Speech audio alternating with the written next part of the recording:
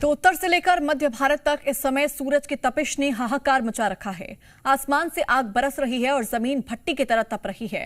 हर तरफ लोग भीषण गर्मी और जानलेवा लू से त्रस्त हैं।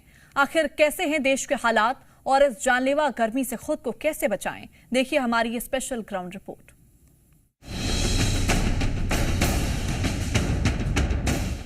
दिल्ली की तपती सड़कें, राजस्थान में आग उगलता सूरज, प्रयागराज में झुलसाती हवाएं, अस्पतालों में बढ़ती मरीजों की भीड़, स्कूलों में गर्मी से बेहोश होते बच्चे। देश की राजधानी दिल्ली इस समय मानो भट्टी बन चुकी है। मौसम विभाग ने दिल्ली एनसीआर के लिए अगले 6 दिनों तक लू का ऑरेंज अलर्ट जारी किया है। आज दिल्ली का पारा 47 डिग्री सेल्सियस के पार पहुंचने का अनुमान है। दोपहर में चलने वाली 35 से 45 किलोमीटर प्रति घंटे के गर्म झोंके लोगों के बदन को झुलसा रहे हैं। मौसम विभाग ने कई हिदायतें भी दी है, जिसमें खास तौर पर यह हिदायत दी है कि यदि आप बाहर की तरफ निकलते हैं तो अपने आप को हाइड्रेट करें, गर्मी से बचें, धूप में निकलने की कोशिश न करें और उसके साथ ही साथ गर्म हवाएं, भीषण लू चलने की संभावना भी यहाँ पर मौसम विभाग के द्वारा व्यक्त किया गया है। वहीं पड़ोसी राज्य राजस्थान में हालात और भी गंभीर हैं, जहां आज रेड अलर्ट जारी किया गया है। राजस्थान का श्रीगंगानगर 46.5 डिग्री तापमान के साथ सबसे गर्म शहर रहा। हैरान करने वाली बात यह है कि अब गर्मी सिर्फ दिन में ही नहीं बल्कि रातों को भी सता रही है। जयपुर, बीकानेर और डूंगरपुर में रात का तापमान भी 31 डिग्री के पार चला गया है, जिससे लोगों को 24 घंटे चैन नहीं मिल रहा। गर्मी का ये रौद्र रूप यूपी और बिहार में भी साफ देखा जा सकता है।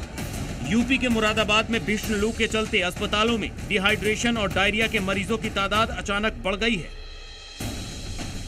वहीं बिहार से बेहद चिंताजनक तस्वीरें सामने आ रही हैं। बाढ़ अनुमंडल में राजकीय बालिका उच्च विद्यालय की छात्रा हर्षिता कुमारी और बेडना हाई स्कूल में एक अन्य छात्रा क्लासरूम में पढ़ते पढ़ते अचानक बेहोश हो गई। यही नहीं, पॉलिटेक्निक कॉलेज में परीक्षा देने आया एक छात्र भी परीक्षा हॉल में ही गश खाकर गिर पड़ा। इन सभी को आनन फानन में अस्पताल में भर्ती कराना पड़ा है।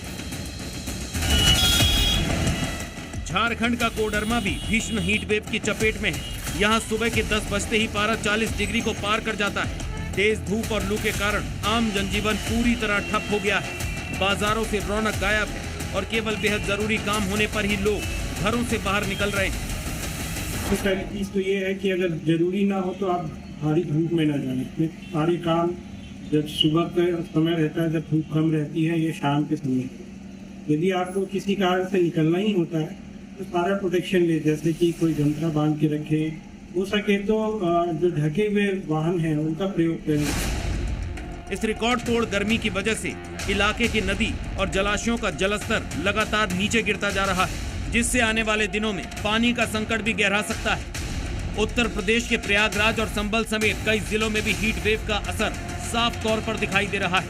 संबल में जिला प्रशासन ने अस्पतालों को अलर्ट पर रखा है। सीएचसी में हीट वेव मरीजों के लिए कोल्ड वार्ड बनाए गए हैं, जबकि नगर निकायों को पेयजल व्यवस्था दुरुस्त रखने के निर्देश दिए गए हैं। इतनी ज्यादा गर्मी देखिए, सुबह से जो तमाम बच्चे बच्चियां माताएं बहन नहाने आई हैं, ये गर्मी से कुछ व्याकुल हो गए हैं और गंगा जी नहाने जल्दी निकलते नहीं और उसमें कम घंटों गंगा में रहते हैं।